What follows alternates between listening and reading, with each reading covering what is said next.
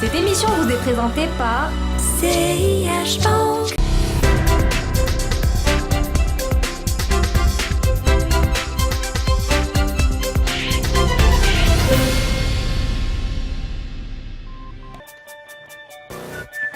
Un jour, j'ai essayé une nouvelle banque. Et notre vie a changé.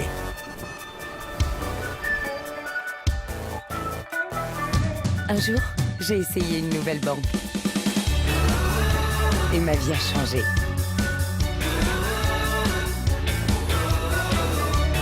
Un jour, j'ai essayé une nouvelle banque. Et ma vie a changé. Un jour, tout comme eux, vous découvrirez qu'on peut améliorer sa vie grâce à de nouvelles solutions simples et innovantes.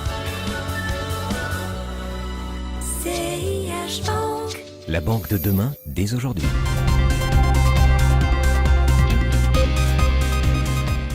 Dans le sillage du secteur du ciment, le secteur de l'acier se porte plutôt mal en ce début d'année 2017. La faiblesse de la commande publique et de manière générale celle du BTP pénalise ces secteurs. Ainsi, concernant l'acier, la consommation a baissé de près de 9% durant ce semestre, mais cela n'a pas empêché Sonacide d'augmenter ses ventes grâce à des effets prix. Amin Abrak, directeur général de Sonacide, revient sur les faits marquants de ce semestre. L'activité du premier semestre de la société Sonacide a profité d'un certain nombre d'évolutions sur le marché international. Ça a été aussi une occasion pour réorganiser un certain nombre de choses sur le marché local. C'est ce qui nous a permis de tirer profit pour le compte de l'entreprise. Il y a encore beaucoup de travail, aussi bien sur les questions liées aux importations, des questions liées à la protection globalement de notre activité sur le marché, mais nous sommes très confiants, les choses progressent dans le bon sens. Quant aux perspectives pour le reste de l'année 2017, Amin Abrak se montre plutôt prudent. Deuxième semestre, c'est toujours un peu difficile parce qu'il y a déjà un premier trimestre qui est difficile, qui commence par le mois de Ramadan et qui se termine par l'Eid el-Kebir. Donc c'est généralement un trimestre où c'est un peu difficile. Et normalement, on devrait espérer de retrouver plus ou moins le même rythme pour le dernier trimestre, Inch'Allah.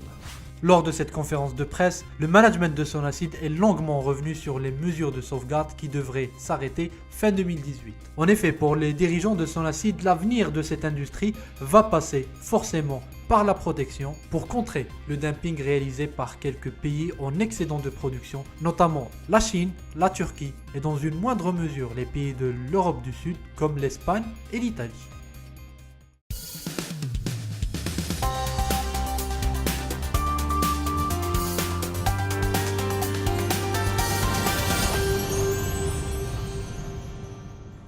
Cette émission vous a été présentée par CIH Bank.